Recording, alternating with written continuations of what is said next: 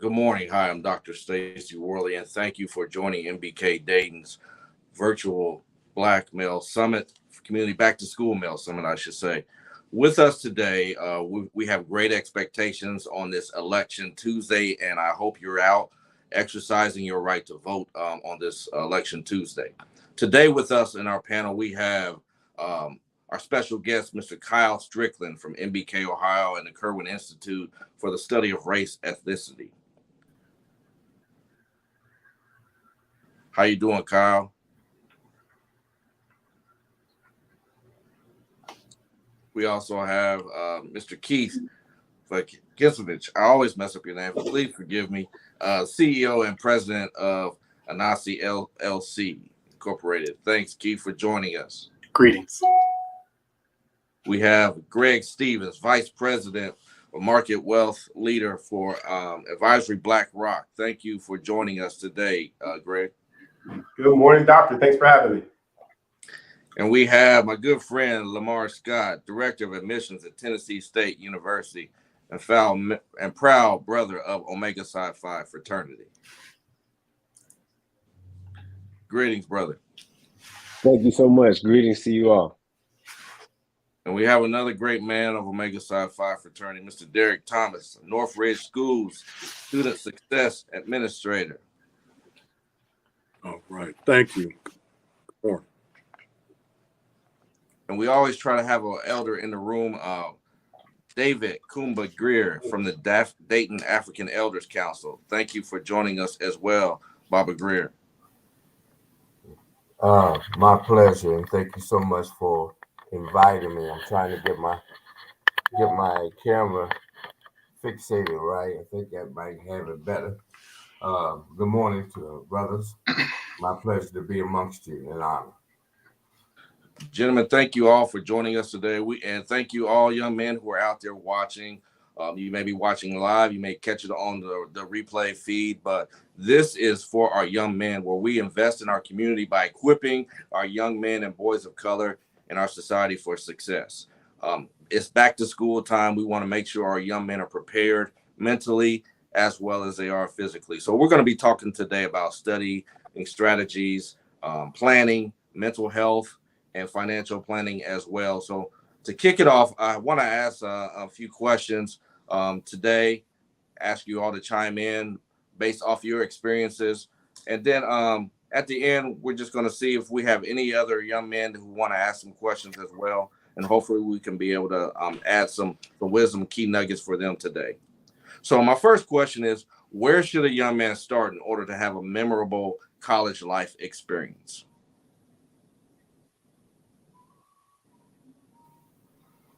Kyle, you mind teeing that off for us today?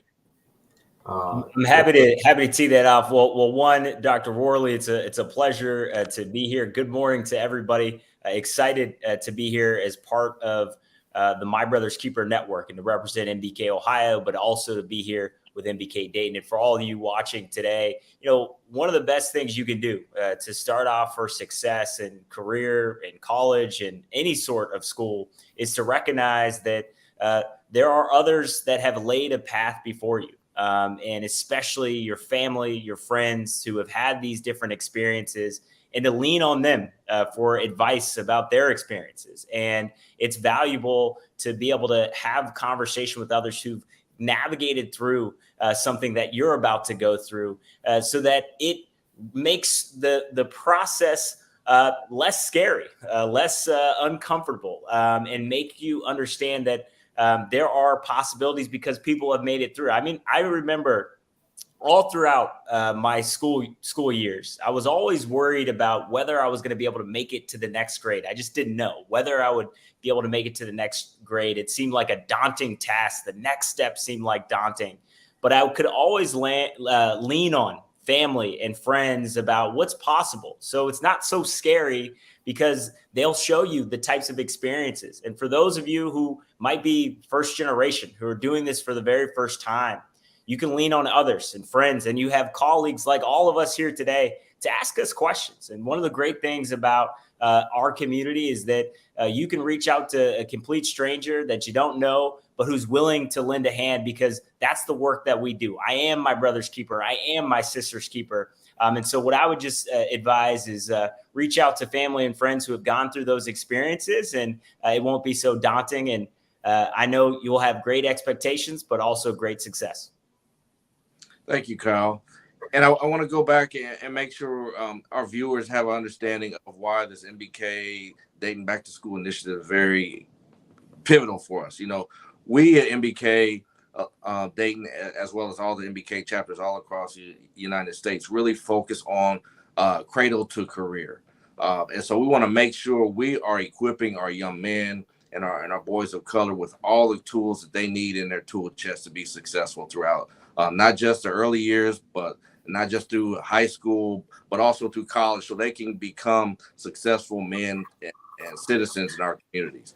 So that's what this initiative is about today. And we want to make sure here in the Dayton market that we are preparing our young men for success. So thank you, Kyle, for that answer. I also want to throw this out there today, gentlemen. I know a lot of young men are going through anxiety and everything, and this one is geared towards our Baba Greer today. How do we combat mental illness stigma in the African-American community? Well, first and foremost, I think the educational component needs to be conveyed at an early time period and with consistency, because unfortunately, the acceptance of one having a mental health issue is not accepted as it should be. That being because unawareness associated with apprehension, associated with individuals not wanting to be perceived that way. There's a nucleus of reasons why individuals do not accept or recognize that there may be a mental health issue. But we all have some sort of mental health issue based on things that has been inundated to us through society, through our environments that we grow up in. There's just various things that can contribute to that. So what we have to do is we have to recognize it. We have to reach out to those individuals that we feel that there may be a mental health issue, and not be judgmental. You have to be non-judgmental when you're dealing with individuals that may have a mental health issue. Be empathetic, and caring, and do our best to show that we support individuals that may have a mental health issue. Thank you, Baba Greer. Keith, do you want to chime in on this as well? I know in your profession you see this with our young men and young ladies. I think the issue that our elder so eloquently stated for us is that we've all been through some things, and unfortunately, popular culture teaches us that if you express anything about needing help or struggling with any kind of mental health issues, it gets perceived as weakness rather than a genuine expression of a need for assistance. We don't do that with physical health at all. If somebody says my stomach hurts, my head hurts, we get them to the doctors if we think it's a legitimate issue. But if somebody says I'm stressed, I'm depressed, I'm unhappy with life, the tendency is for Black men and young men to get told, suck it up and quit complaining. And that any expression of going through something is an indication of weakness. That is a dreadful inaccuracy, because a trauma is anything that overwhelms your nervous system's ability to process it and deal with it appropriately. And Lord knows a lot of our young folks and a lot of us older folks are going through some things that are overwhelming our nervous systems, or have been through repeatedly things that have overwhelmed our nervous system. And then we get stuck in the cycle of not knowing how to process out of that bad space. We definitely need to be encouraging our young men to tell us when they're suffering, because we see in their behavior all the evidence that we would possibly need that these young brothers are struggling with stuff. The willingness to act out aggressively towards one's peers, the hostility that at times they display towards each other or themselves. There's certainly a lot of work to be done here, and we just have to let young brothers and sisters know that it's okay to reach out for help. Thank you. And we could really stay on that topic for a long period of time, but that's something I think that's very vital in our community that we really need to have more discussion on. Unfortunately, we don't have that in this platform, but I hope that we can follow up with that in a later date and time. Mr. Thomas, what should a student look for in a school as they're preparing for college? And this is geared towards our seniors that may be watching now or watching later as they prepare in this stretch out this final year of high school and start preparing for college.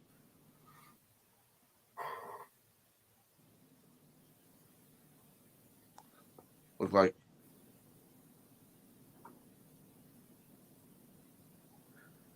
I think he's having some technical difficulties. Brother Scott, can you answer that question for us? Yes, most certainly. In regards to trying to find the right fit, well, we call it in the collegiate experience, when we find ourselves working specifically in admissions and in enrollment, we always talk about how is it that you kind of land a plane on where you want to find home for the next 4.5 years of your collegiate experience. I always tell students to count the cost of their education. And counting that cost, it comes in a multitude of ways. Most people say follow the money, go wherever they're giving you scholarships. I would not suggest that as your forefront. I would always think about the major, that intended major that you want to study. Think about your outcome that you want to have when you're looking for that institution. But then when you talk about right fit, you have to also talk about what type of experience do you want? Like you asked the first question of the day. What type of experience do you want while you're at your college, right? So how do you get that experience out of where you are? So for instance, you have historically Black colleges and universities. You have other minority serving institutions that are Hispanic serving institutions. You have those institutions that are also PWIs, which are predominantly white institutions. You have to figure out, what type of space, as well as what type of time you want to be on, based on the major that you want to study, what outcomes you want to have in life. But then most of all, you have to make sure that you can fit in, but then that you can graduate out of the institution, right? So you have to consider the small institutions, the medium-sized institutions, and the large institutions when thinking about what's the right fit for you as a student. Whether you want to play sports, whether you want to at least go to an institution that has sports or honor societies that you're most interested in. Maybe extracurricular activities that you're also interested in. Maybe it may be the marching band, maybe it's the gospel choir or some chorale of some sort.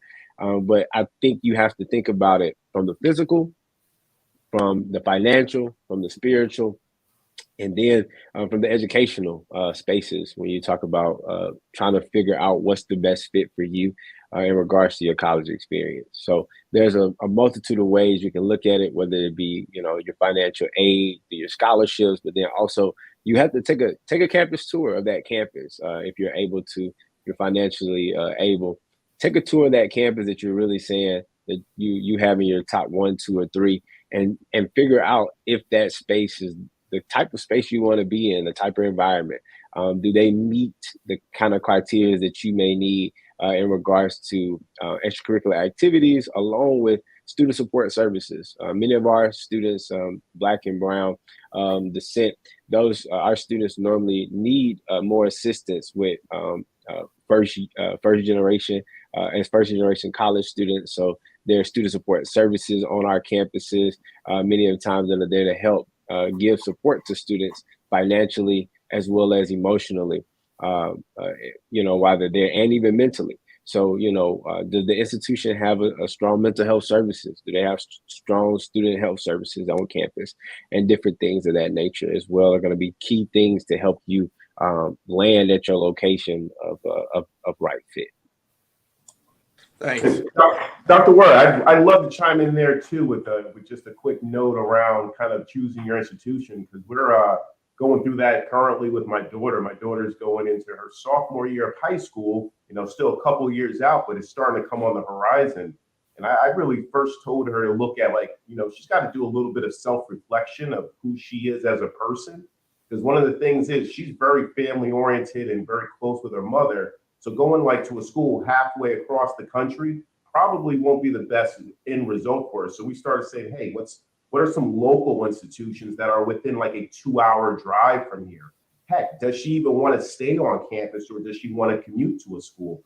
So start to do that self-reflection of who they are as a person. And then even looking hey, what are things that I want to do after school? So do I want to get into broadcasting? Do I want to get into music? Do I want to get into business? And then looking for schools where that's their, kind of their reputation or what they're known for. So then kind of thinking of hey, am I going to get the best experience? Is this going to serve me the best for what I want to do even post-college? So I literally just was having this conversation with my daughter where she's got to kind of just look inward to what she wants to get out of life and then kind of fit that along with her institutional search.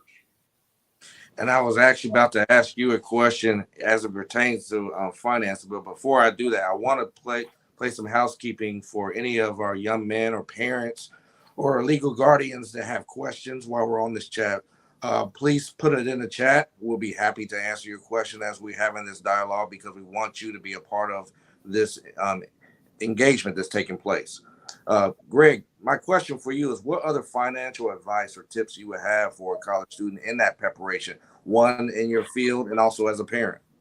Yeah, absolutely. So kind of the college experience, man, I'll just take a quick step and talk a little bit about myself. When I was going, kind of looking at going to school, and that, I come from a single mother background, working class, where my mom worked for the post office. So she never made a ton of money. And she always used to tell me, Greg, you need to get a scholarship if you're going to go to college. We don't have the money to pay for college, so you're going to have to get a scholarship. And I was like, yeah, sure, Mom, whatever. Never, whatever you're talking about. I'm in high school. I'm not paying attention to my mom. But then when I finished high school, I didn't have a whole bunch of scholarships, and I was ready to apply for school. And I was like, Mom, what do I do now? She's like, well, remember those 4 years I was telling you need to get a scholarship? Well, I was serious. So I was like, okay, what do I do now? And literally, so we just did not have tuition money. I'm the first in my family to go to school. So we didn't even have the blueprint of financial aids and student loans or all that. So I literally, right out of high school, I joined the Army. I joined the Army, be all you can be, because they were paying for college with the Montgomery GI Bill. So I didn't really even have a blueprint of like what to do after high school to finance college. So just one coming up with that plan, learning about, the FAFSA, learning about financial aid, learning about what grants are available. Like literally, you can go to salliemay.com and pull up a list of grants that you may qualify for. And then what I would say lastly is looking at student loans. I mean, student loans right now are, they're in the headlines, they're in the news, a lot around, student loan forgiveness, et cetera. But like student loans can be that option to help bridge the financing gap for going to school. So there are different paths that you can take to obtain financing. So that's kind of like number one. And then I would also say is, hey, as you're going to school, a part-time job to help pay for some of those ancillary costs, whether it be your technology fees, your books, your spending money. So, having that ability to work a few hours, whether that be on campus or off campus, et cetera. So kind of putting together that roadmap of how are you going to finance school. Obviously, if we are, speaking to high school students here now, if you are still in those younger grades, again, academic scholarships, scholastic scholarships, that's all great. But looking at those other options, because some of the statistics around school right now is that the costs only go up, tuition only rises, and a lot of students are graduating with some pretty large student loan amounts because one, they did not research the other paths for financing school. So that's the biggest thing I'd say. Have that plan, do the research. And then secondly, once you're finishing school and getting that first job, knowing the rules around paying back your student loans. Student loans are one of the things that you can never get rid of. So just a quick financial tip is that you can discharge a lot of debts through bankruptcy.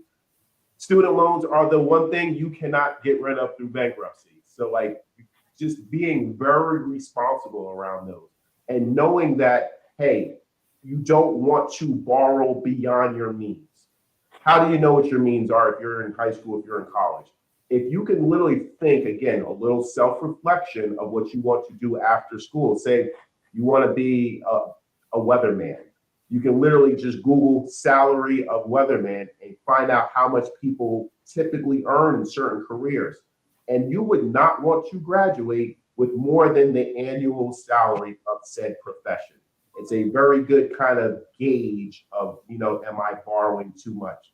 So just quick tip there. But again, knowing the different paths to finance college and putting together that plan before you even go to school will set you up for much better success down the road. Thanks, Greg. This question is posed to everybody in the room on this election day, and I hope all you gentlemen had an opportunity to exercise your vote already today. And I hope our young men who are watching, or parents, or anybody has an opportunity to exercise your vote. Take it very seriously. But this question, I really want to get input from everybody's perspective on this. In light of the Supreme Court's decision on affirmative action, how do we continue to propel our young men, and how do we attract students to schools? And I like that. Kyle, if you could kind of kick that off for us.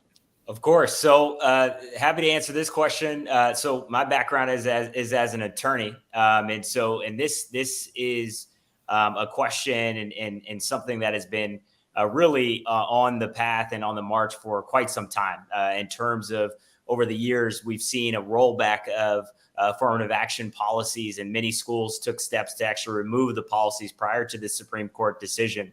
But what this decision means, though, is that we are really going to have to figure out ways to be creative to ensure that we are making sure that our institutions reflect the diversity of our country and our diversity of our communities. And unfortunately, for too long, the recruitment and the retention rates of Black and Latino students, especially, are not nearly where they need to be. And so with this decision, with this affirmative action decision to roll back these rights, now we have really put additional barriers to make it even harder to really understand the holistic approach that admissions processes must take in order to have a diverse pool of students that actually represent the diversity of the community. And so what it's going to require is additional steps. It has to focus not just on institution of higher education, but our pipelines from early years all the way through high school and on to college and career. We have to ensure that we're investing in our young people and especially investing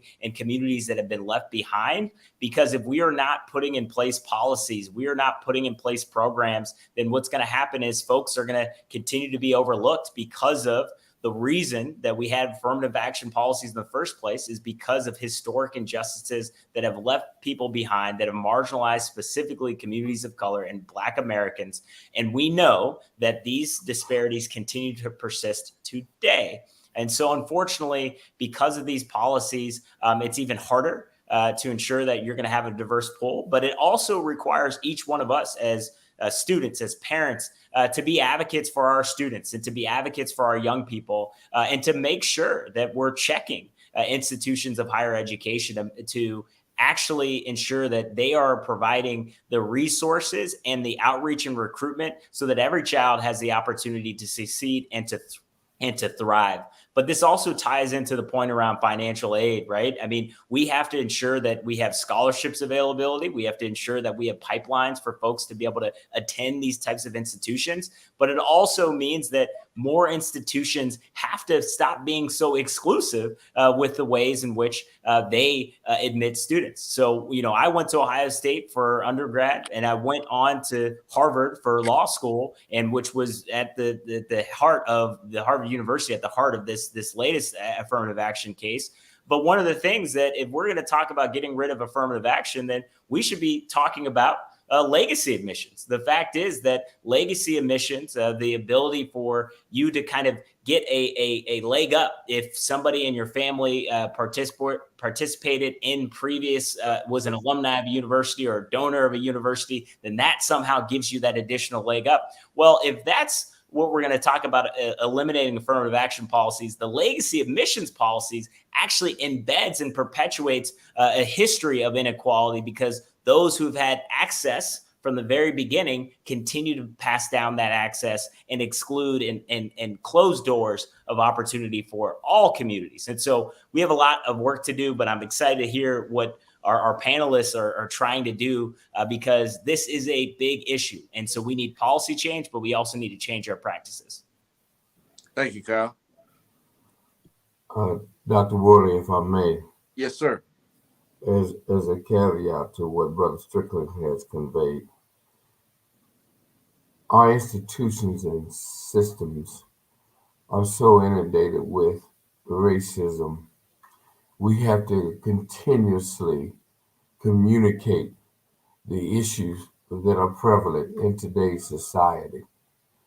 The fact that there is all kind of attempts to sequester and even bring to the forefront the history associated with the Africana culture has a tendency to put us into a quagmire of not even existing or mattering. So we have to continue to communicate those things.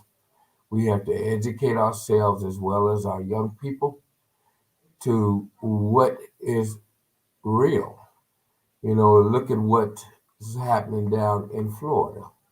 You know, what they're attempting to do and doing to the academics down there. All things are geared towards wiping out the existence and the prevalence of African Americans more so in others. So we have to be willing to continue to talk about those things, continue to edify ourselves with the history of the Africana culture, and keep the movements that are going on in society today, keep them going, support them, because they are very strong movements and they will be needed against the inequalities in society today. Thank you, Barbara Greer. And one of the things that some of those who just joined us may not understand, when we have engagements with MBK Dayton, we always want to make sure we have and create a space for our elders to be in the room. They can always give us words of wisdom. They can give us things that you won't find in a book, things you won't find on your technology. And so for MBK Dayton, one of the key things that we have every time we do an engagement, we always want to make sure our elders are in the room or in our space. So I encourage everyone to reach out to someone with some wisdom, someone from the African American Elders Council, that you can gain a lot of things that you would never find out there in a book or technology. I thought I saw Mr. Thomas join us back, but I guess we lost him again. Anybody else want to chime in on this? Thank you. Brother Thomas, we're talking about in light of the Supreme Court decision on affirmative action. How do you attract and propel our young men to be successful in schools? Well, one of the things, and guys, I apologize for the technology. We got that handled. But either way, one of the things that we're doing here in Northridge is, first of all, recognizing that we need to improve. And I think that's the first thing that we need to, and other organizations need to take a look at, and to say, what are we doing? What are we doing in our schools? What are we doing in our schools to help our students, especially students of color, to be more successful? What are we doing to attract? And I think that's where we are now. When we're looking at our staff, how does our staff look in comparison to our students? We know that students, if you look at some research, you'll see that students perform better when they have teachers and people around them on the staff that looks like them. Just simply not even having them as a teacher, but if they're in the building and they see your custodians, your teachers, your administrators, your lunch ladies, whoever it might be that looks like them, it helps our students to achieve more because they have hope then. And so what we're looking at now are what is it that we can do in our organization here in Northridge to attract more talent, to bring them in here.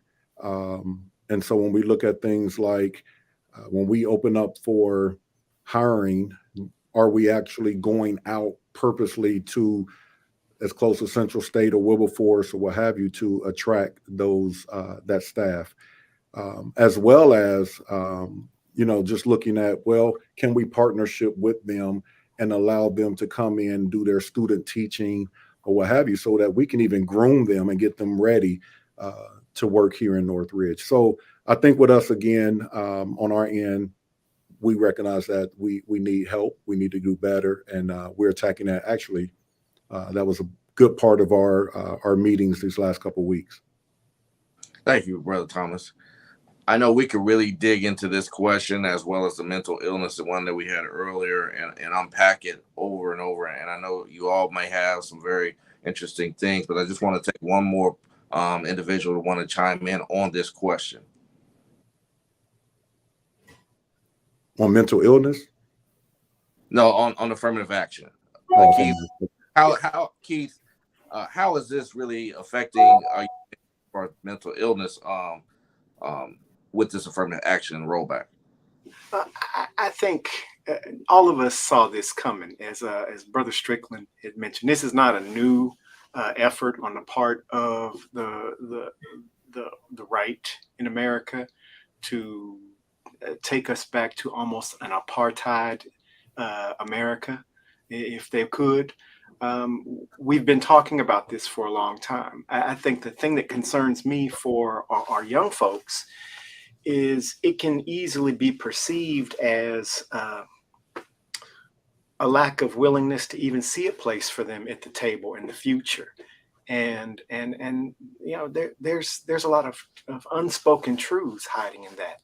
These same universities that don't want to create, or the same Supreme Court system that wants us to accept that the need for affirmative action no longer exists, or that there's an inappropriate aspect to it, And as we see our universities immediately shifting and pivoting to deal with the fallout of this, it's the same Supreme Court that basically got told to go jump off a bridge by the Alabama legislature with regards to protecting the rights of Black voters. And there's not only has there been no consequence, there's been no commentary about it. So I think I'm hoping, if anything, this is a clarion call to us that we've got to be as invested in our young folks and as protective of them as we would have 50, 60 years ago, because there's a whole new need for a modern day civil rights movement where we're focused on our issues, not the generalized issues of a liberal agenda, but on our specific needs as a Black community. And I think that we need to be encouraging. Fine, there's going to be less of those sorts of financial aid opportunities for our youth. We need to be encouraging to go to institutions that do value them. There's been some amazing work done with students going to HBCUs. So, we have to fight for a place at the table, but we also need to be paying attention to which tables we're actually being welcomed at. So there's a balance. We've definitely got to continue to keep our young folks encouraged, even in dark times. And I'm dreadfully optimistic about our youth, just like it was the youth that drove the protest many decades ago. It will be the youth that stand firm for their rights as we move forward. And we need to be encouraging them to do so. The other thing we need to be doing is getting them to focus on more than just athletic pursuits to college. There are a very finite number of career paths in the NBA and the NFL, but there are a near infinite number of alternatives to that in terms of everything from skilled trades, because let's be real, not all of our young folks are going to go to college, but that does not mean they have to have a less successful life. And then we need to be educating them about what particular paths to pursue in college. And we have to accept the reality that a lot of our folks are coming from backgrounds where maybe their parents didn't go to college. Like the one brother mentioned, I was part of the first, my dad was one of 11. Of those 11, 9 had been to prison. Nobody had been to college. I was one of 2 cousins. Me and another cousin were the first ones to go to college. My parents' agenda was just get to college. They didn't have any clue what I needed to study when I got there. And unfortunately, that meant I pursued what I will say was not the best degree, because all it left me qualified for was to turn around and go back to graduate school, because there were not an abundance of jobs for folks with psychology, Black study, undergraduate degrees. So I was a well-qualified graduate student at that point. But we need to be teaching our young folks to pursue degrees that go somewhere, either in terms of 4-year terminal business or job opportunities, or getting them into college with the mindset that this is just the first leg. Like you go to middle school, then high school, that college may be the first step in a 2-part journey. But we've got to keep encouraging our young folks to be successful and to endure. The only place where success comes before work is in a dictionary. And the social media gratification of instant turnaround and everything happens overnight. Yeah, no, we as parents, we as mentors have to fight back against that, because our youth need a more realistic perception of what their path ahead of them is. And that is the reality of being Black in America, that it is not going to be an easy path, and that you must work harder than anyone who doesn't look like you to get to the places that we want them to. Thank you. This question is for Brother Lamar. It's twofold. It's for our seniors who are in high school about to finish their last year, and by you being at Tennessee State University, one of our HBCUs, for your freshmen that are coming in, what 3 key success factors would you recommend for them, other than grades, for them to be a well-rounded student? Yeah, when we talk about key success factors outside of maintaining your academic excellence, right? As you said, your grades, I would consider community. as one of them. A student being able to find community will help a student be able to be successful and a more well-rounded student from the time that they enter to the time that they graduate.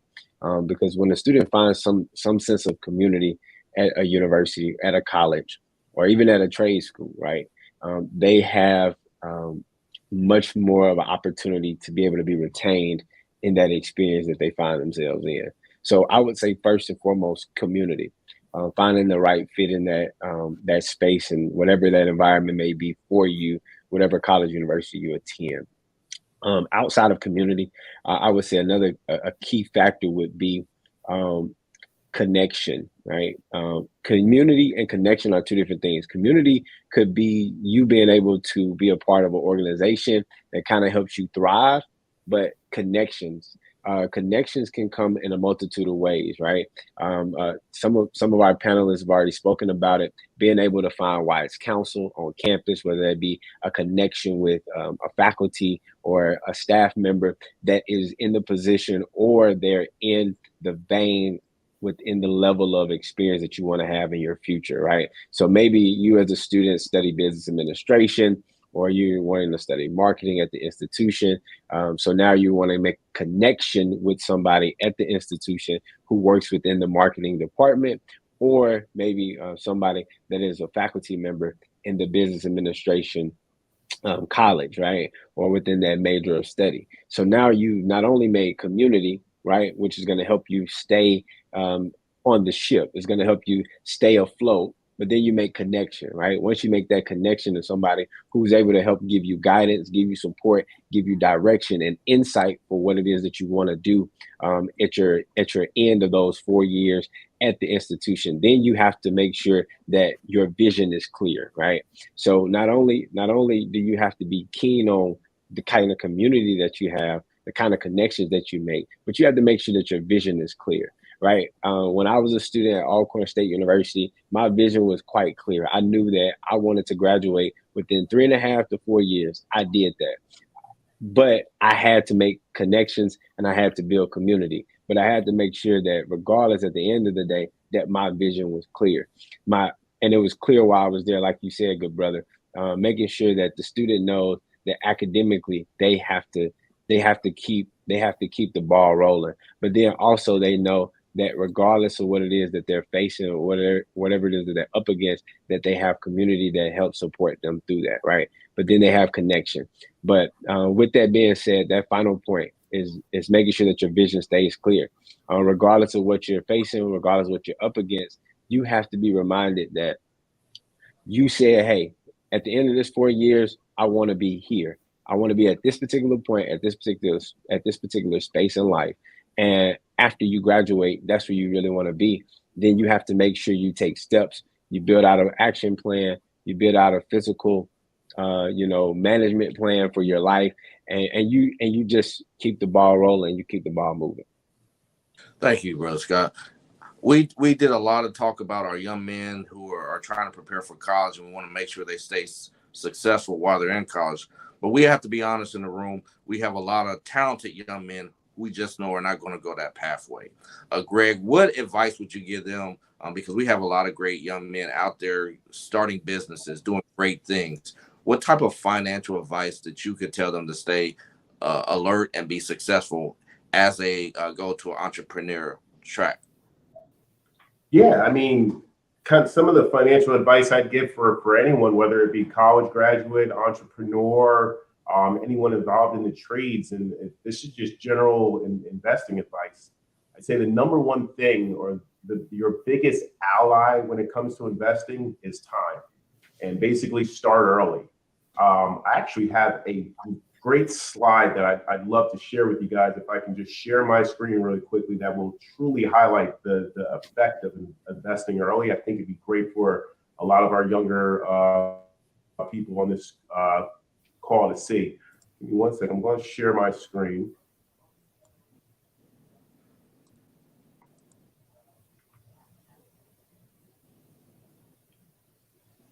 And did the chart come over here, guys? You guys able to see a chart? There we go. Yeah. Thumbs up. So literally, this is something I share with everyone, especially high school students, because this is the effect of, hey, do you want to be a millionaire one day? I remember the show, Who Wants to Be a Millionaire? And it was the funniest thing to me. It's like, who doesn't want to be a millionaire? And essentially, this is the easiest recipe if you want to have $1 million by the time you hit retirement age.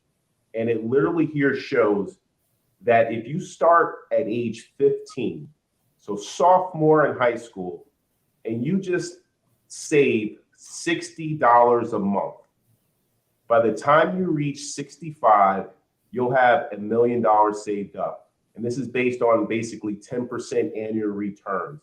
They choose 10% because that's just about the average return of the stock market.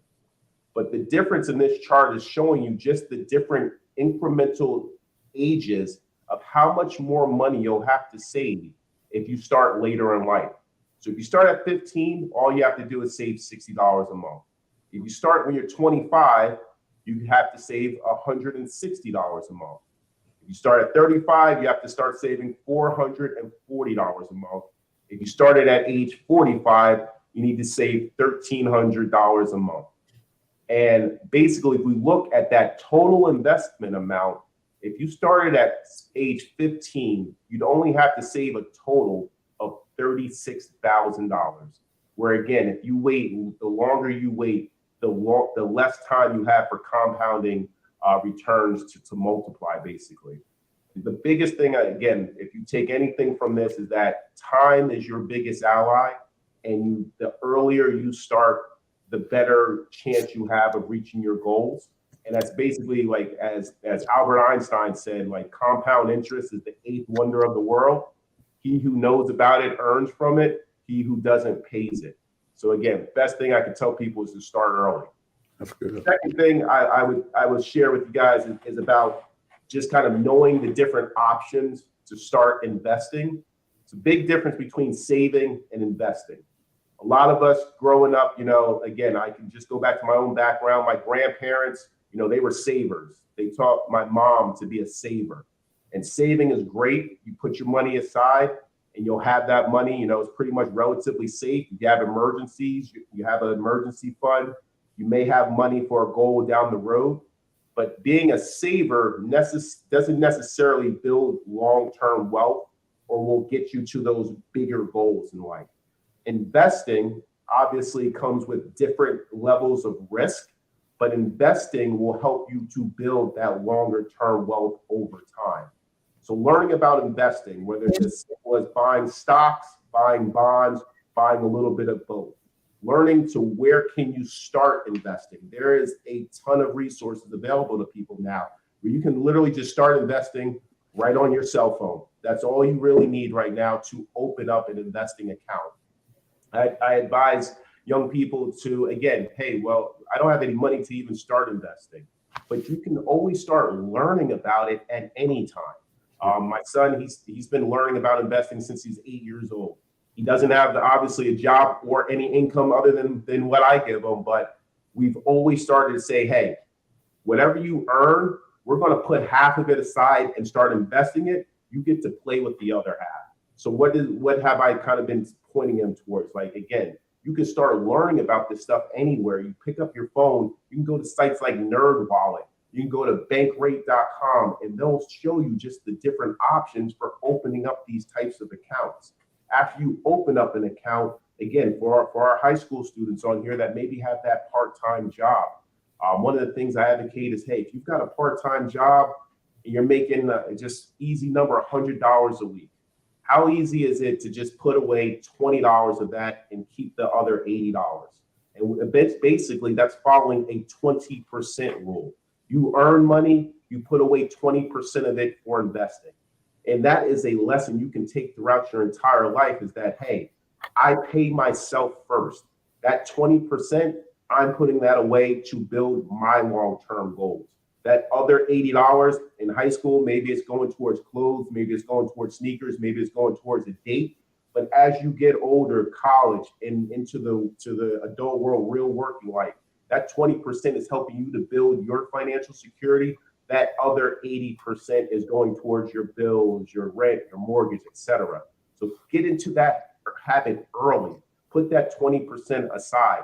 Open up a brokerage account. Once you have a brokerage account open, the easiest thing people ask me, is like, hey, where do I get started? What do I buy? And I tell people, if you're getting started investing in stocks, look at companies Like most people have an iPhone in their pocket, right? So start looking at companies like Apple. Do you have an Instagram account, Facebook account? Start investing in Facebook or companies Meta now. Do you go to Target? Like look at companies like Target. Start with companies places you frequent. Nike, like I'm the biggest, fan of Jordan sneakers. Buy Nike stock, stuff like that. So it's easy to get started. You just have to want to start. And then lastly, I'll stop here before I go on a long diatribe again. Like I said, time is your biggest ally. So start early. Very good. Thank you. As we are getting close to the end of our time, we know a lot of our college young men are getting ready to go away to school. Kyle, this question is for you. How do we have an election coming up. How do we prepare our young men that are away from school? What advice would you give them when they're away from school? How would they vote successfully? Of course. So this is so important, especially on election day. So always make sure you check your voter registration first. Make sure you're registered to vote, and then check your voter registration to ensure that you're updating it throughout the process. Because especially college students, if you're moving, you have to ensure wherever you're registered to vote, whether you're registered to vote on campus or registered to vote back home, you need to make sure you're checking your voter registration so that you know. And one of the best ways to do this as well is to be able to vote early, and whether you vote by mail or absentee, so you vote early and send that into the Board of Elections so that they have that. But you can go to voteohio.gov to check out this information. And so today is election day. It's a special election, August 8th, 2023. It's a special election. There's one issue on the ballot, is issue 1. And this is an election where we have to ensure that everybody exercises their vote and their voice. And the fact is that, some people, they hear about elections, they hear about politics, they say, it's not for me. I don't want to hear it. That's just not what I'm all about. Well, we got some news for you. Is politics is about everything, and it impacts you. It impacts your voice, and it impacts your vote. And it's one of the most powerful ways to exercise your voice is by focusing on your vote. But make sure to check your voter registration and ensure that you're registered to vote, and then check and talk with your friends and family to ensure that they are also registered to vote. And then vote on election day or vote early. But I just encourage everybody to be involved. Civic engagement and voting is a critical aspect of how we have rights, and we can fight and protect our rights. And it's important that our young people cast votes as well, because too often some people say it's not for me and they don't vote. And the last thing we want to be able to do is take away your right to vote, and instead have those who are in power who are more than happy to have you not vote. We don't want that. We want to make sure everybody can exercise their rights. So go to voteohio.gov and check your voter registration, check your polling place. And then if you're at a university or a college, you can actually work with the administration there to see where you are registered to vote. So wishing everybody the best on this special election day. And I hope if you haven't yet, this is your reminder, go out and vote. Thanks, Kyle. And gentlemen, as we go around the room real quick, if you would what's the major takeaway you would like our students to receive from this conversation today? And I start with Barbara Greer. Well, the first thing that I would like to share is know that God's master plan is structured it's a generational structure. And things are to be passed on from one generation to the next generation, which is that structure of eldership. Those individuals that have lived longer than you have obtained wisdom based on the journey and the lifestyle that they lead. And if they lead a lifestyle of righteousness, then that means that they acquire the wisdom that will help them to persevere through life in the changes of society. society is unfortunately is sequestered in Eastern Europe culture, and everything is being done to make sure that the Africana culture does not be embedded in the institutions and the systems. They're doing all they can to remove it. Listen to your individuals that are elders. Listen to individuals that live a righteous life and have wisdom so that you can persevere by picking those things up that are applicable to your life and your lifestyles as you go along your journeys. Thank you, Brother Scott.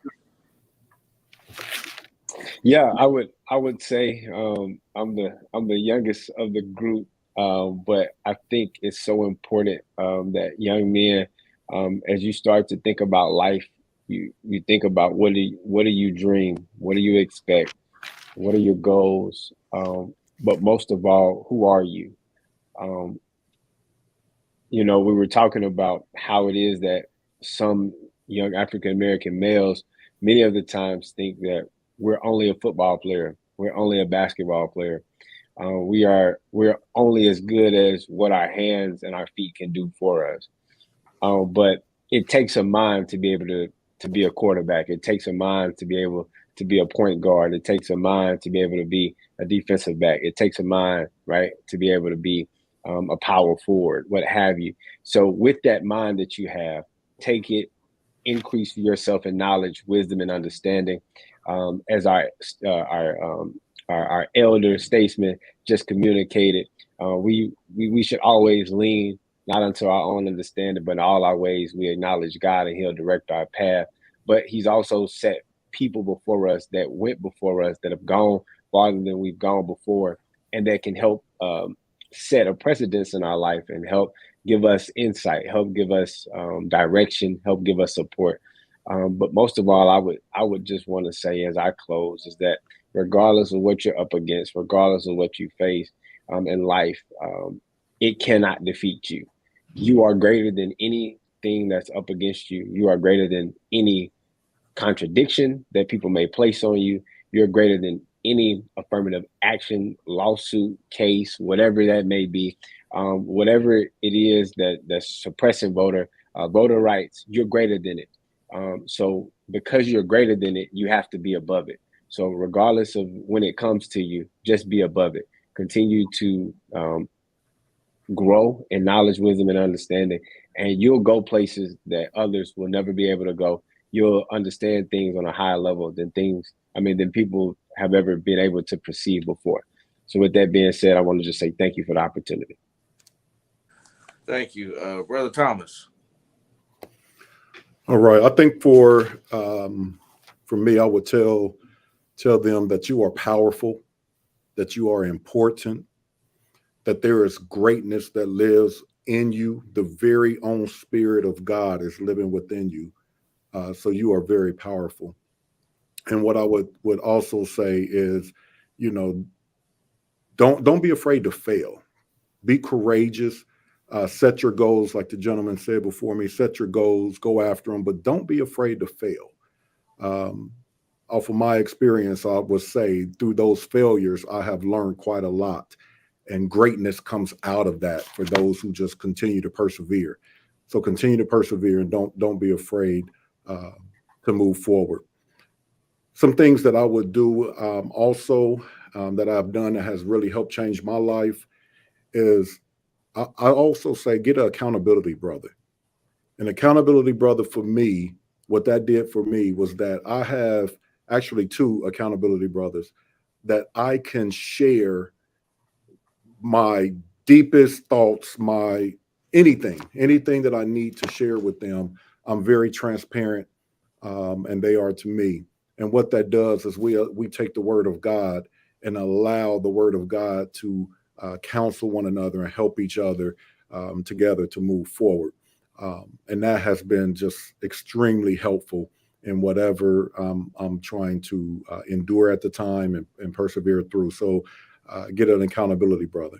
Also, think about, again, as setting goals. There's some gentlemen that's on today that's just dynamite. You know, we've heard some great things from each one. We can feel their passion.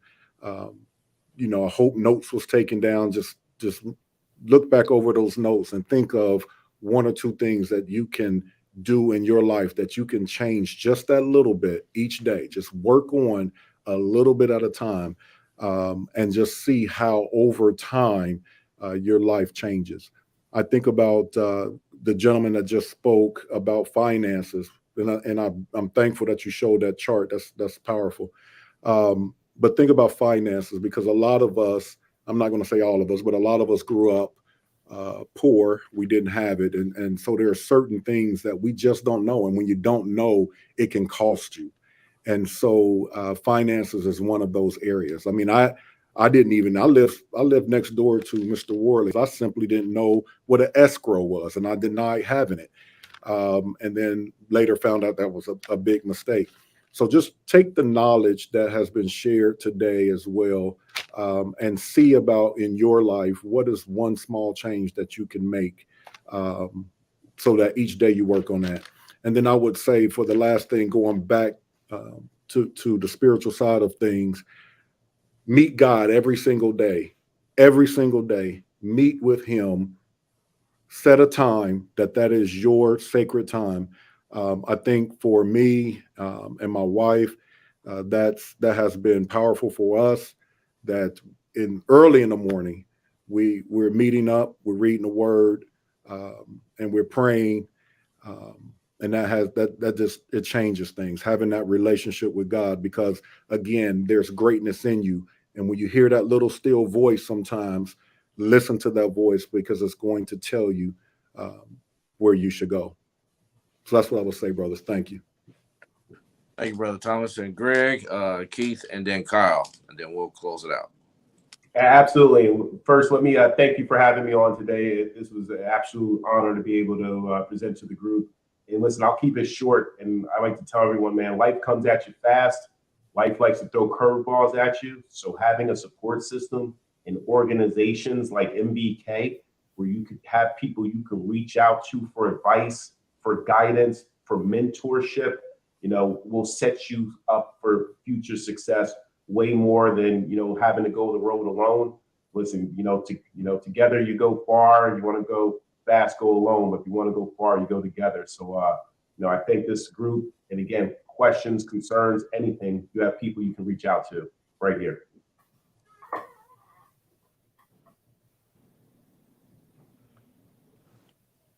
Keith? I think in closing, I would tell young folks, work hard in your youth to build a future, or else you will work hard your entire life to make up for the fact that you did not invest in your youth. Focus on personal development. You are the only resource that you always have. And pay a close attention to your peer group. If all the folks you hang out with look like their life isn't going to head in the right direction, probably time to find some new friends. There's an old expression: if you can't change the folks you with, then change the folks you with. We oftentimes do not go much further than our peer group. So you need to be paying attention to who you're associating yourself with, and always try and aim for folks who are going to be on a moving forward in life trajectory. That might mean it's a little bit lonely at times, but it is better at times to trudge forward by yourself until you find that peer group that is on the same mission than it is to get led in the wrong direction by just going with the flow of things. Because a lot of times young folks get themselves into trouble, not because they were actively trying to do anything wrong, but they just went along with somebody else's bad idea. So be the master of your fate, if you will, rather than getting dragged in the direction that somebody else has for you. I guess that closing thought is that if you will not choose your direction in life, somebody else will choose it for you. I'll keep it short. Follow your dreams, chase your dreams, but just like on this panel, do it together. And that's the work of my brother's keeper. I am my brother's keeper. I am my sister's keeper. Not only do you take this advice to follow your dreams, but you can be a role model and inspiration to others to follow you along the way. And we do this together. So chase your dreams, do it together, and be your brother's keeper, be your sister's keeper. And we're just so grateful to be here today with you all. Take care. Thanks, Kyle. And in closing, to all the parents, grandparents, young men who are watching, sisters, cousins, whoever, we thank you for sharing this time with us today for MBK's Dayton. Great expectations for a great year. We are here. We hear you. We want you to know that MBK Dayton has a passion for our young men. We want to make sure they're successful, whatever pathway that may be, whether it's in high school, college, trade school, or entrepreneurship, whatever it is, or military. We're here. Seek us out. We are our brother's keeper. We are our sister's keeper. Thank you for joining us. You can follow us on our MBK Dayton YouTube page or other social media pages that are rolling at the bottom of the screen. We've hoped we've said something to make your day better. Have a great school year, young men. And those who are with us, thank you for joining us in this journey.